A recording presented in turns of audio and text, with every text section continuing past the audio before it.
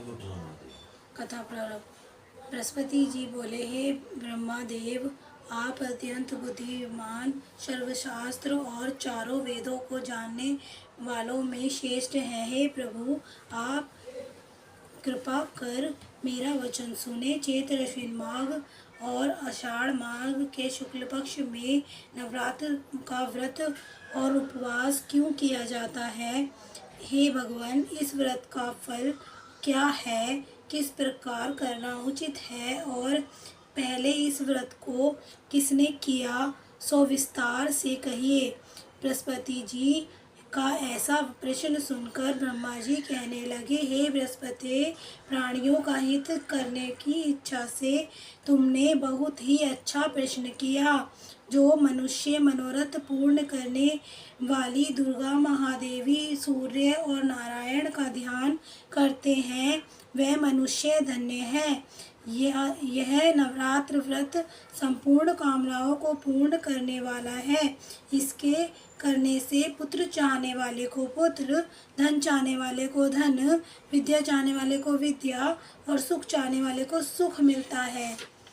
इस व्रत के करने से रोगी मनुष्य का रोग दूर हो जाता है और कारागार में बंद हुआ मनुष्य बंधन से छूट जाता है। मनुष्य की संपूर्ण संपत्तियां उसके घर में आकर उपस्थित हो जाती हैं। बांध्या और काक बांध्या को इस व्रत के करने से पुत्र उत्पन्न होता है।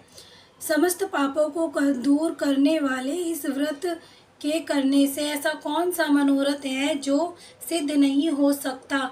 जो मनुष्य इस अलभ देह को पाकर भी नवरात्र व्रत नहीं करता है, वह अनेक दुखों को भोगता है और उस देह को छोड़ने के बाद नरक में जाता है। यदि व्रत करने वाला व्यक्ति सारे दिन का उपवास ना कर सके तो एक समय भोजन करे और उस दिन बांधवों सहित नवरात्र व्रत की कथा का श्रवण करे। हे बृहस्पति, जिसने पहले इस व्रत को किया, उसका पवित्र इतिहास मैं तुम्हें सुनाता हूँ। तुम सावधान होकर सुनो। ब्रह्मा जी बोले, पीठक नामक मनोहर नगर में एक सुनाथ नाम का ब्राह्मण रहता था। वह भगवती का भक्त था। उसके संपूर्ण सद्गुणों से युक्त सुमति नाम की एक अत्यंत सुंदर पुत्री उत्पन्न हुई। वह कन्या सुमति अपने पिता के घर बालकपन से ही अपनी सहेलियों के साथ क्रीड़ा करती हुई इस प्रकार बढ़ने लगी जैसे शुक्ल पक्ष में चंद्रमा की कला बढ़ती है। उसका पिता प्रतिदिन दुर्गा की पूजा और होम किया करता था। उस दिन वह भी नियम से वहां उपस्थित होती थी। एक दिन वह सुमति अपनी सखियों के साथ खेल में लग गई और भगवती का पूजन में उपस्थित नहीं हुई। उसके पिता को पुत्री की ऐसी असावधानी देखकर बहुत क्रोध आया और पुत्री से कहने लगा, रे दुष्ट पुत्री, आज प्रभात से तुमने भगवती का पूजन नहीं किया। इस कारण मैं किसी कुष्ठी और दरिद्र मनुष्य के साथ तेरा विवाह करूंगा। इस प्रकार कुपित पिता के वचन सुनकर सुमति को बड़ा दुख हुआ और पिता से कहने लगी, हे पिताश्री, मैं आपकी कन्या हूँ तथा मैं आपके सब तरह से अधीन हूँ। जैसी आपकी इच्छा हो वैसा ही करो, पर होगा वही जो भाग्य में विधाता ने मेरे लिए लिखा है। मेरा इस पर पूरा संपूर्ण विश्वास है। मनुष्य जाने कितने मनोरथों का चिंतन करता है, पर होता वही है जो भाग्य में विधाता ने लिखा होता है।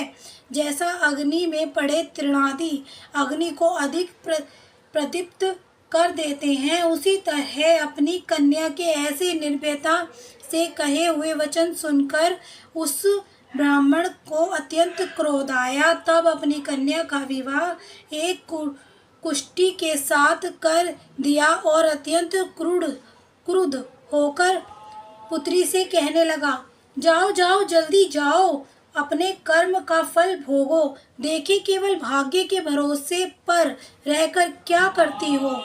इस प्रकार से कहे हुए पिता के कटु वचनों को सुनकर सुमति मन में विचार करने लगी कि अहो मेरा दुर्भाग्य दुर्भाग्य कहने लगी, अहो मेरा दुर्भाग्य जिससे मुझे ऐसा पति मिला। इस तरह अपने दुख का विचार करती हुई वह सुमति अपने पति के साथ वन में चली गई और इस भयानक वन में उन्होंने वह रात बड़े कष्ट के साथ व्यतीत की। उस गरीब बालिका की ऐसी दशा देखकर भगवती पूर्ण पुण्य के प्रभाव से प्रकट होकर सुमति से कहने लगी, हे दीन ब्राह्मणी, मैं तुम पर प्रसन्न हूँ। तुम जो चाहो वर मांग सकती हो। मैं प्रसन्न होने पर मनवांछित फल देती हूँ। इस प्रकार भगवती की दुर्गा का वचन सुनकर सुमति कहने लगी, आप कौन हैं जो मुझ पर प्रसन्न हुई हैं? वह सब मेरे लिए कहो और अपनी कृपा दृष्टि से मुझ दीन दासी को कृतार्थ करो। सुमति का ऐसा वचन सुनकर देवी कहने लगी, मैं आदिशक्ति हूँ।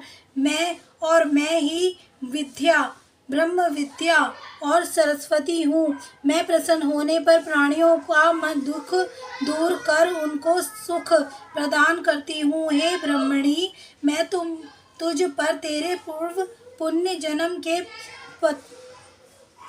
जन्म के पुण्य के प्रभाव से प्रसन्न हूँ।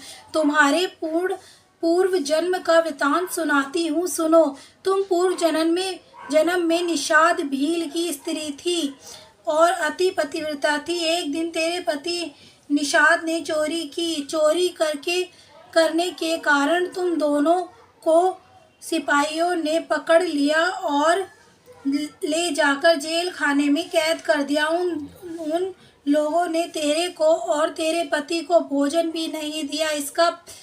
इसका प्रभाव नवरात्रों के दिनों में तुमने ना तो कुछ खाया और ना ही जल ही पिया। इसीलिए 9 दिन का नवरात्र व्रत हो गया। हे ब्राह्मणी, उन दिनों में जो व्रत हुआ उस व्रत के प्रभाव से प्रसन्न होकर मैं तुम्हें मनवांछित वर प्रदान करती हूँ। तुम्हारी इच्छा हो वह वरदान मांगो। इस प्रकार भगवती के कहे वचन सुनकर सुमति ब्राह्मणी बोली, हे माँ दुर्गे, अगर आप मुझ पर प्रसन्न हैं तो कृपा कर मेरे पति के कोढ़ को दूर करो।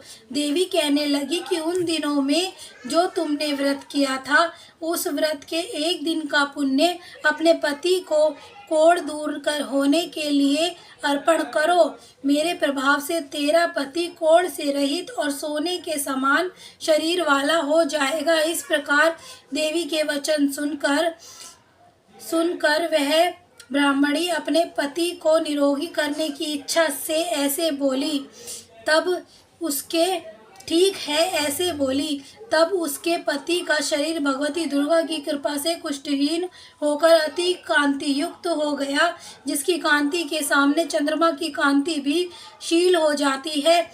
वह ब्राह्मणी पति की मनोरथ देह को देखकर देवी की स्तुति करने लगी। देवी माँ दुर्गे, आप दुर्गति को दूर करने वाली, तीनों जगत का संताप हरने वाली, समस्त दुखों को दूर करने वाली, रोगी मनुष्य को निरोग करने वाली, प्रसन्न होने पर मनवांछित वस्तु देने वाली और दुष्ट मनुष्यों का नाश करने वाली, तुम ही सारे जगत की माता पिता हो। हे अम्बे, मुझ अपराध रहित अबला की मेरे पिता ने कुष्ठी के साथ विवाह कर दिया, मुझे घर से निकाल दिया। उसकी निकाली हुई मैं पृथ्वी पर घूमने लगी। आपने ही मेरा इस आपत्ति रूपी समुद्र में उद्धार किया है। आपको मैं बारंबार प्रणाम करती हूँ। मुझ दीन की रक्षा करो। ब्रह्मा जी बोले, हे बृहस्पति, इसी प्रकार उस सुमति ने मन में देवी की बहुत ही कुछ स्तुति की। उससे ही बहुत स्तुति सुनकर देवी को बहुत संतोष हुआ और ब्राह्मणी से कहने लगी, हे ब्राह्मणी, तेरे उच्छालक नाम का अति बुद्धिमान, कीर्तिमान और जितेंद्र पुत्र शीघ्र ही होगा। ऐसा कहकर वह देवी उस ब्राह्मणी से फिर कहने लगी कि हे ब्राह्मणी, और जो तेरी इच्छा हो वही मनवांछित वस्तु मांग सकती है। ऐसा भगवती दुर्गा का वचन सुनकर देवी भगवती हे सुनकर सुमति बोली, हे भगवती दुर्गे, अगर आप मेरे ऊपर प्रसन्न हैं तो कृपा कर मुझे इस नवरात्र व्रत की विधि बताएं, जिससे करने से आप प्रसन्न होकर मनवांछित फल देती हैं। इस प्रकार ब्राह्मणी के वचन सुनकर दुर्गा कहने लगी, हे ब्राह्मणी, मैं तुम्हारे लिए संपूर्ण पापों को दूर करने वाली नवरात्र व्रत की विधि बताती हूँ, जिसको करने से तमाम पापों से छूटकर मोक्ष की प्राप्ति हो जाती है। अश्विन मास के शुक्ल पक्ष की प्रतिपदा से लेकर 9 दिन तक विधि पूर्वक व्रत करें। यदि दिन भर का व्रत ना कर सके तो एक समय भोजन करें। योग्य ब्राह्मण से पूछकर कलश स्थापना करें, फिर वाटिका बनाकर उसको प्रतिदिन जल से सींचे। माँ काली, महालक्ष्मी और माँ सरस्वती इनकी मूर्तियाँ बनाकर उनकी नित्य विधि सहित पूजा करें और पुष्पों से विधि पूर्वक आरती दें। बिजोरा के फूल से आरती देने से रूप की प्राप्ति होती है। जायफल से कीर्ति, दाग से कार्य और सिद्धि होती है। आंवले से सुख एवं कीर्ति और केले से भूषण एवं पुत्र की प्राप्ति होती है। इस प्रकार फलों से आरती देकर यथाविधि हवन करें। खांड, घी, गेहूं, शहद, जौ, तिल, बिल्व, नारियल, दाग और कदम, इनसे हवन करें। गेहूं से होम करने से लक्ष्मी की प्राप्ति होती है। खीर से परिवार की वृद्धि व चंपा के पुष्पों से धन, पत्तों से तेज और सुख की प्राप्ति होती है। कमल से राज, सम्मान और खांड, घी, नारियल, जौ और तिल, इनसे तथा फलों से होम करने से मनवांछित वस्तु की प्राप्ति होती है। व्रत करने वाला मनुष्य इस विधान से होम कर आचार्य को अत्यंत नम्रता से प्रणाम करे और व्रत की सिद्धि के लिए उसे दक्षिणा दे।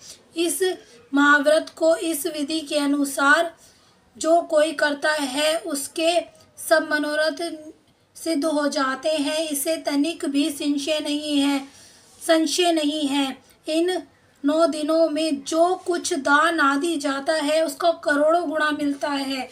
इस नवरात्र के व्रत को करने से ही अश्वमेध यज्ञ का फल मिलता है। हे ब्राह्मणी, संपूर्ण कामनाओं को पूर्ण करने वाले उत्तम व्रत की तीर्थ मंदिर अथवा घर में ही विधि के अनुसार करे। हे ब्रह्मा जी बोले, हे बृहस्पति, इस प्रकार ब्राह्मणी को व्रत की विधि और फल बताकर देवी अंतर्ध्यान हो गई।